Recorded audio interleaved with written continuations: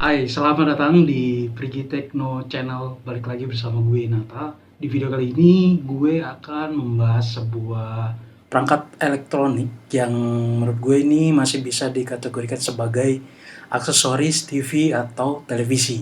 Dan bagaimana info selengkapnya, tonton terus video gue yang ini sampai habis. STB atau set-top box itu yang paling umum banyak sekali digunakan, ada dua jenis ya. Yang pertama adalah STB set-top box Android, di mana dengan menggunakan alat ini artinya kita bisa mengubah TV lama atau TV jadul atau bisa juga TV tabung ya, bisa sebagai Android TV. Di samping itu pun nggak hanya bisa digunakan di TV sih, sebenarnya bisa juga digunakan di monitor komputer ataupun juga bisa di proyektor, sehingga bisa menjadi sebagai smart projector atau Android projector.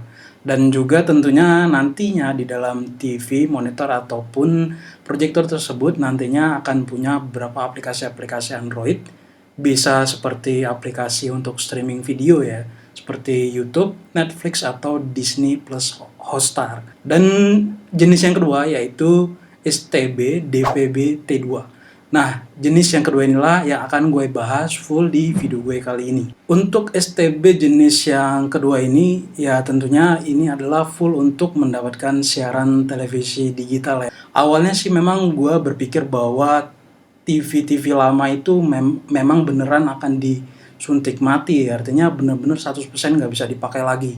Dengan menggunakan STB DVB T2 ini, TV model apapun itu semuanya tetap bisa digunakan. Artinya bahkan TV lama, TV jadul pun yang bisa dibilang TV tabung ataupun juga TV layar datar generasi pertama ya, yang belum ada aplikasi Android-nya, yang belum termasuk kategori Smart TV, nah itu semuanya masih bisa digunakan. Dan untuk harganya sendiri itu menurut gue di awal-awal cukup mahal sih. Bahkan harganya itu bisa sampai 300 hingga 500 ribuan ya.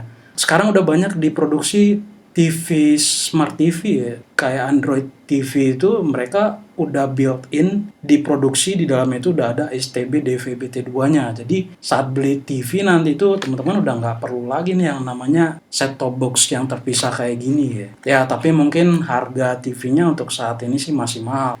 Oke, dan sekarang langsung aja gue kasih review sedikit ke teman-teman ya untuk jenis STB yang akan gue bahas kali ini. Di satu box pembelian itu nantinya teman-teman akan mendapatkan satu kabel seperti ini ya, kabel yang terdiri dari 3 warna. Nah ini untuk TV-TV jadul ataupun TV yang udah layar datar tapi model generasi pertama ya, itu rata-rata punya colokan seperti ini ya, dia 3 warna. Dan ini 2 warna untuk audio kiri dan kanan, dan 1 warna lagi itu untuk videonya. Dan kemudian juga teman-teman akan mendapatkan remote nanti untuk melakukan setting atau melakukan memprogram acara-acara TV digitalnya nanti. Kemudian juga ini teman-teman langsung dapat satu baterai nih, lumayan, jadi pas beli nanti udah bisa langsung dipakai ya, dicoba karena baterainya udah ada di sini.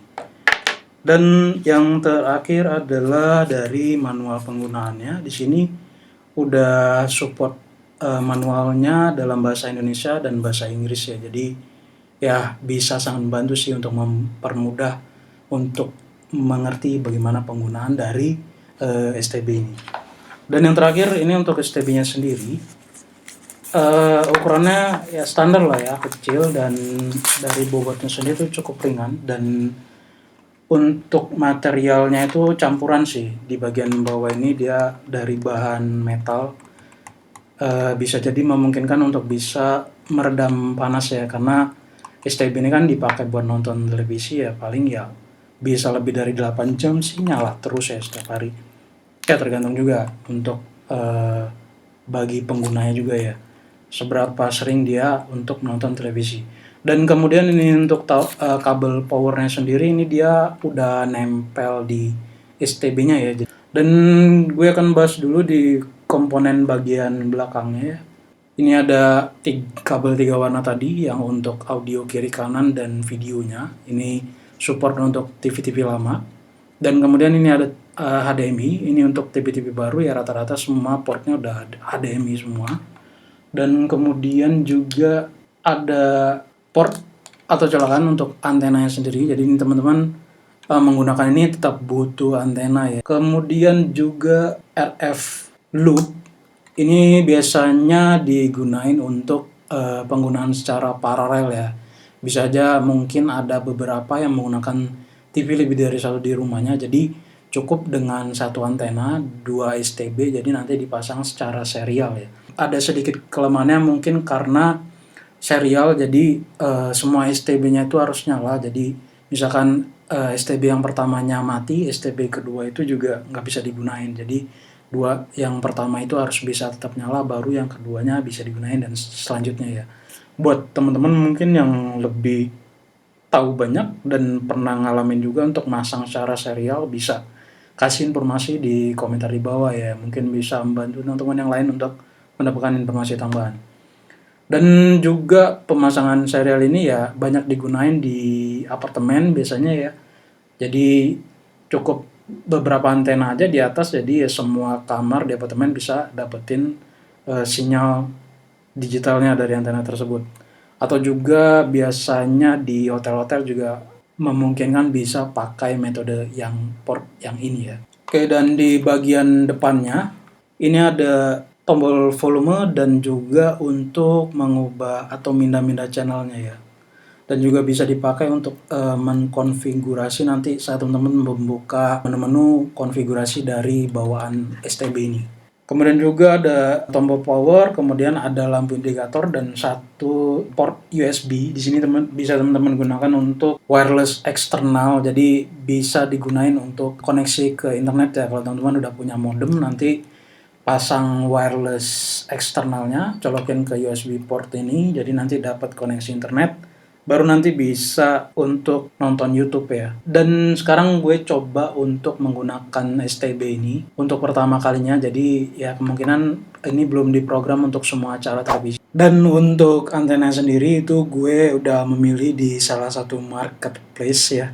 Untuk tampilannya seperti ini ya, bisa teman-teman lihat. Dan untuk brandnya sih menurut gue ini gue pilih brand yang cukup unik ya, namanya Pelor, dan ini antena yang bisa digunakan di indoor dan outdoor. Dan untuk outdoornya sendiri itu menurut gue lebih ke semi outdoor ya, jadi tetap bisa di luar tapi tetap posisinya itu nggak bisa langsung terkena sinar matahari ataupun langsung terpapar air hujan ya. Pilih yang ini karena harga belinya itu waktu itu gue lihat jauh lebih murah ya, dimana gue bisa dapat di kisaran 60 sampai 70 ribuan. Dan juga untuk penjualannya sendiri itu gue lihat lebih dari 1000 penjualan ya. Dan untuk reviewnya juga itu hampir 90% positif dan sisanya itu 10% untuk beberapa review yang gue baca ya lebih ke dimana mereka nggak bisa mendapatkan frekuensi dari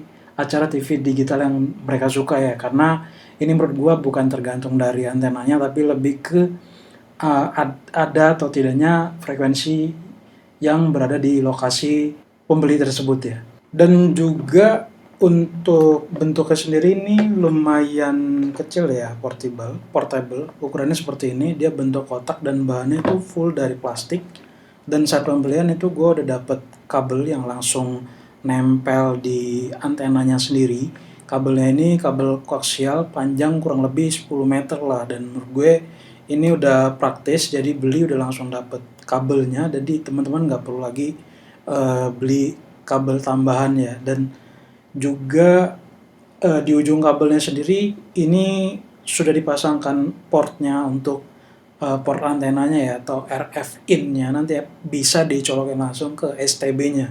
Dan kemudian juga di bagian belakang sini udah ada besi dan plastik tebal ya, untuk nanti teman-teman bisa memasang atau merekatkan ke tiang bambu ataupun kayu ya. Jadi bisa aja disangkutin di mana aja, jadi udah disediain di bagian belakangnya.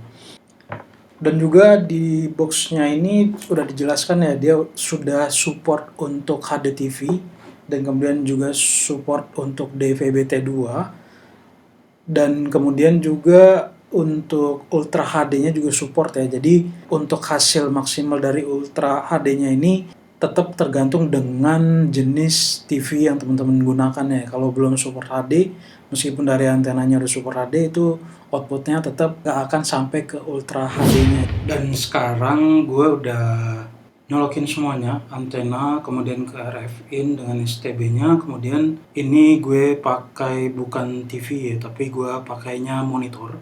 Oke, di sini untuk language-nya gue pakai English, kemudian country setting-nya Indonesia, kemudian di sini ada menu untuk channel search. Oke, kalau dilihat dari fungsinya sih harusnya dia nyari otomatis ya. Sekarang kita coba tunggu aja sebentar sampai proses progress ini selesai ya, untuk tanda di bawah ini.